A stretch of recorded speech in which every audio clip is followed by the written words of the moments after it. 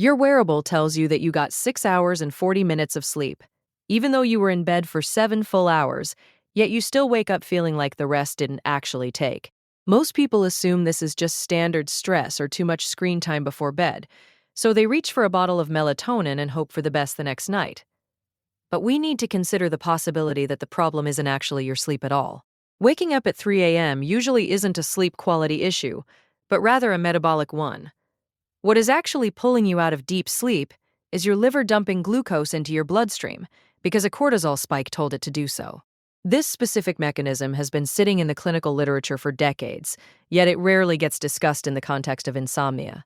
Melatonin won't fix this and magnesium won't touch it either, because those supplements are targeting the wrong system entirely.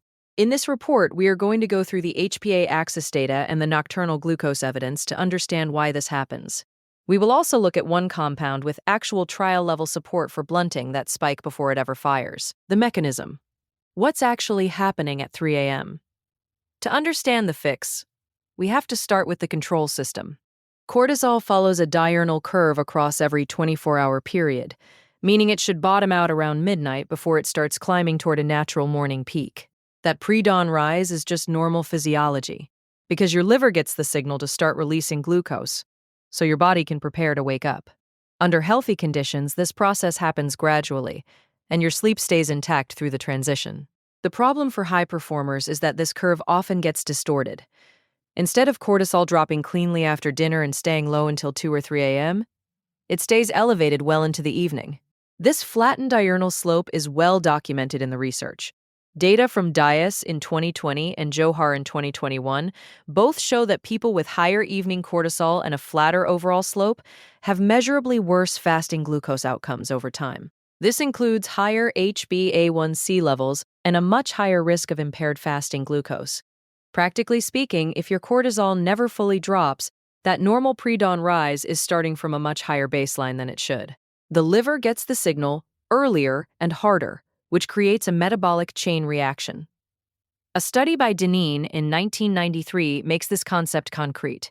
Researchers took healthy adults and mimicked the normal nocturnal cortisol rise by infusing cortisol to replicate what the body does naturally before dawn. The results showed that hepatic glucose output increased, while muscle glucose uptake dropped significantly. In otherwise healthy people, that infusion alone produced measurable insulin resistance, proving that the cortisol to glucose pathway doesn't require diabetes to operate. It runs on normal physiology that is simply timed badly. The sequence of events is predictable. Evening cortisol stays elevated instead of bottoming out, and then the pre-dawn HPA axis signal fires into that already elevated baseline. Your liver releases glucose between 2 and 4 a.m. Your blood sugar rises and your brain registers the metabolic shift. This pulls you right out of deep sleep, leaving you wide awake at 3 a.m. with no obvious reason why. If you are wearing an Oura ring or a Whoop, you have probably seen the signature of this event. Your HRV suppresses in a defined window between 2 and 4 a.m., which is often accompanied by an elevated resting heart rate during those same hours. That isn't just random noise in the data, but is frequently the exact moment your metabolism overrode your sleep cycle. Andreatti confirmed the sleep architecture side of this in 2025, using night shift worker data. The study showed that elevated nighttime cortisol directly fragmented sleep and increased the number of times people woke up. While the population is different from a high performer on a normal schedule, the underlying mechanism is identical. What keeps that cortisol elevated in the first place usually comes down to 4 specific inputs. High-intensity training done late in the day is a major factor, since the cortisol elevation from hard exercise can persist for 4 to 6 hours after you finish. Late evening cognitive load from emails or big decisions also keeps the prefrontal cortex running after 9 p.m. Finally, alcohol causes a rebound cortisol surge as it clears your system, and caffeine has a half-life that most people significantly underestimate. That last one matters more than most people account for when they're trying to optimize their recovery. The protocol: blunting the spike. The logic for this intervention is straightforward because we are targeting the mechanism at its source. You aren't trying to sedate your brain once the glucose is already flooding your system, but instead, you are looking upstream to cut off the ACTH signal before it can push your cortisol into that liver activation range. Phosphatidylserine stands out as the only compound with direct trial evidence for this specific goal. In 1992, Montleó and his team ran a placebo-controlled trial using 800 milligrams per day for 10 days, and they found it significantly blunted both ACTH and cortisol responses to physical stress. This is exactly the mechanism you want to capture, as it offers a measurable reduction in the HPA axis response itself, rather than just general relaxation or sedation. While ashwagandha is a frequent part of the cortisol conversation, and the data on HPA modulation is legitimate, it lacks the head-to-head nocturnal suppression trials we need for this specific issue. Most clinical focus remains on general anxiety and stress perception, which makes it a fine secondary option if you already take it.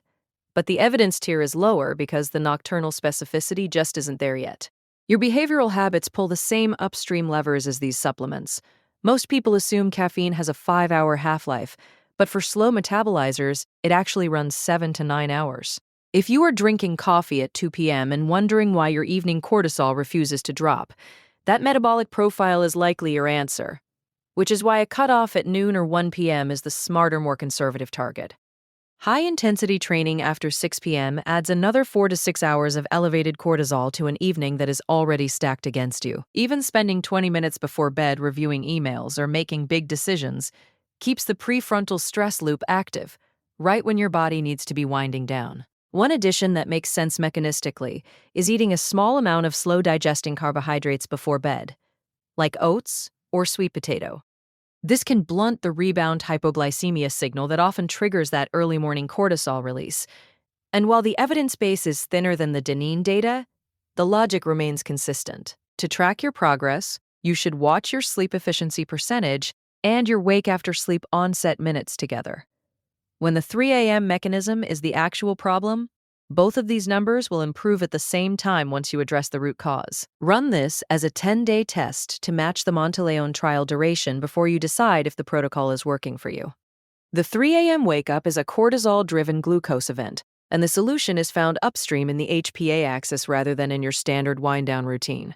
You should run this protocol for 10 days by using 800 milligrams of phosphatidylserine, sticking to the behavioral cutoffs, and tracking your WASO score every morning. That is the only way to truly test the intervention. Subscribe so you do not miss the next report.